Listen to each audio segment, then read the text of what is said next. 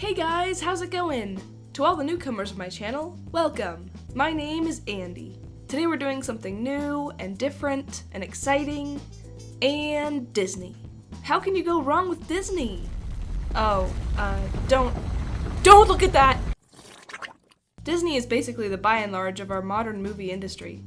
Despite their large size though, Disney is quite likable, with awesome franchises like Toy Story, Marvel, and of course, our topic for today, The Incredibles.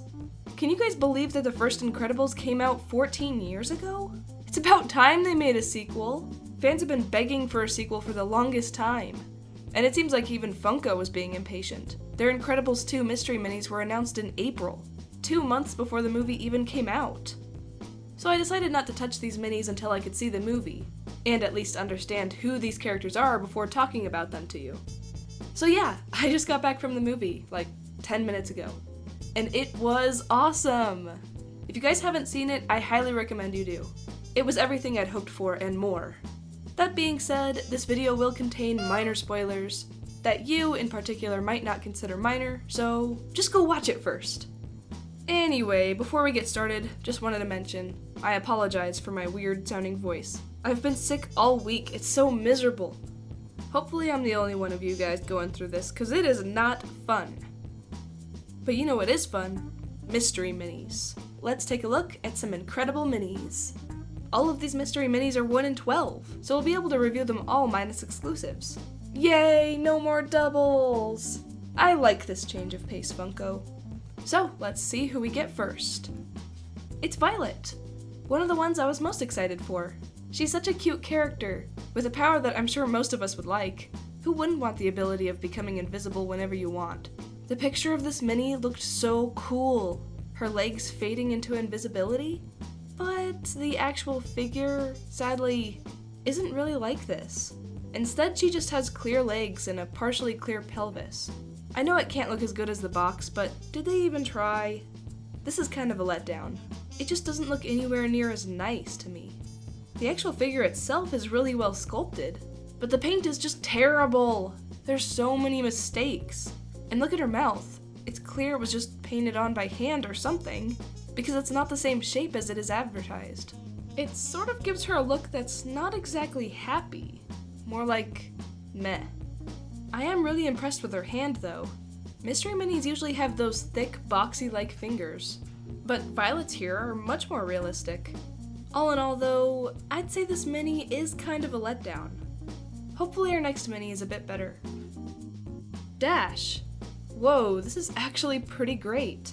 I'm impressed that even though only 1 foot is on the ground, if even that, he could still stand up. I will admit it's a bit finicky, but he can stand. That's pretty crazy considering mystery minis. The paint on this figure is also not so good. It's not bad, it's just not good. It's odd how much of the paint can differ between each series. Did you guys ever notice that? The Five Nights at Freddy's mystery minis usually have close to no paint mistakes. But ones like Rick and Morty mystery minis, and these ones, are quite a bit more sloppy. Maybe it has to do with the factories they come from. In fact, looking at my figures my boyfriend and I have, most of the better painted figures come from China. And the worst ones, like the Rick and Morty and the Incredible minis, come from Vietnam. It's interesting how you can actually see the difference here. But that's just a theory. This is a super cool figure though. I really like it. Next up, Elastigirl. Is she supposed to look worried? I'm confused. I guess so? Kind of an odd figure, huh? I figured that something that happens in the movie might explain why there's a mini of her looking so worried. But there isn't really a good explanation for this, so it's weird considering she's the only Incredible that isn't smiling. And there's actually a pretty weird mistake with this figure. Her arm is not supposed to be like that. Not at all. Somehow it got moved all weird. Now this figure is even more confusing. What's her pose supposed to be? What's with that face? I don't really know what to think. At the very least, there are 2 Elastigirl minis, so maybe the other one is better? And Elastigirl again. I actually did not plan this. But yeah, I think this figure is better in some ways. The pose at least seems to make more sense, though sadly not showing off her powers. On the other hand, this mini is showing off her new suit that was used in the movie.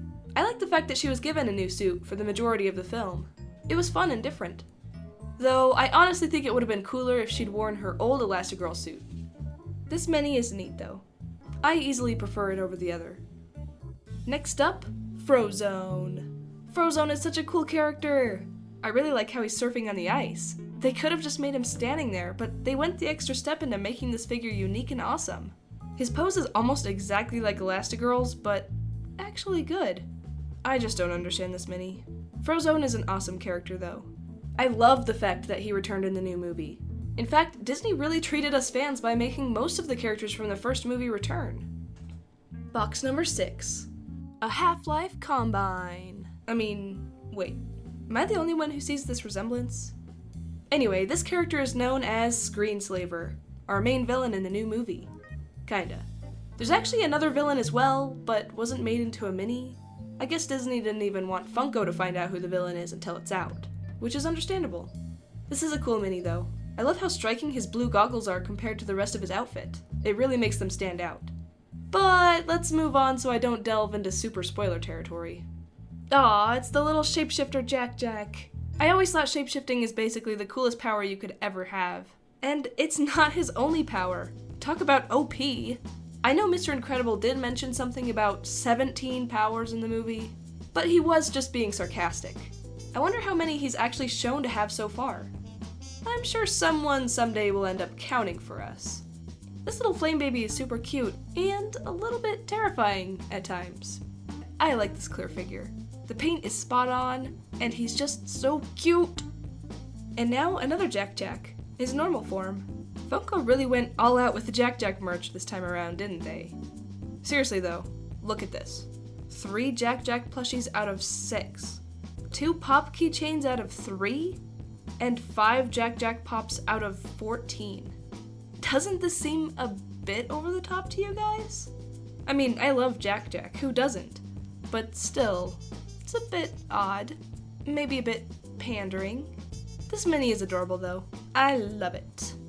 Next up, Void. Such a cute and quirky character.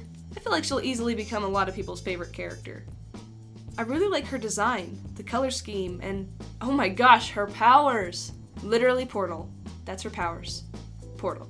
And Funko did a pretty great job of showing her powers with this mini. Just look at these things. And have I mentioned how much I love the realistic little hands?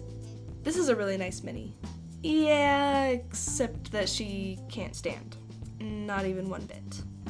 Next up, Mr. Incredible. Finally! Aw, this little mini is so cute! Once again, the paint is kind of sloppy, but he's still a cool mini.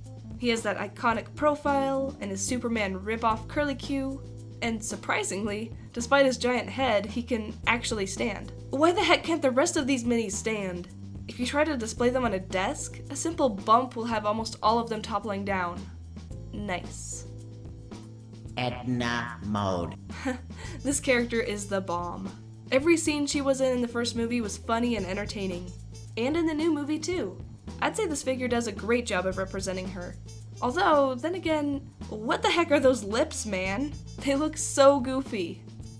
The outfit shown here, I think, was in the movie? It's weird, I just came back from it, but all I remember is a different outfit she'd had on. So that's kinda strange. I guess maybe it's just not as interesting and popping as her other outfit. And of course the one from the first movie. She basically had lizard arms. And at least she can stand. Funko? Buddy, you really gotta work on that. Last but not, well, probably is least, the Underminer. A villain that appeared in the very end of The Incredibles, and returned in the beginning of the second. He's a pretty goofy character, but actually good at what he does. I kind of figured before I'd seen the movie that he'd be a bit of a throwaway intro villain, without any real consequence. But he's actually used really well to get the ball rolling into the main storyline. I think it was masterfully done. This figure is surprisingly decent, though it's odd that they gave him blush. You see that?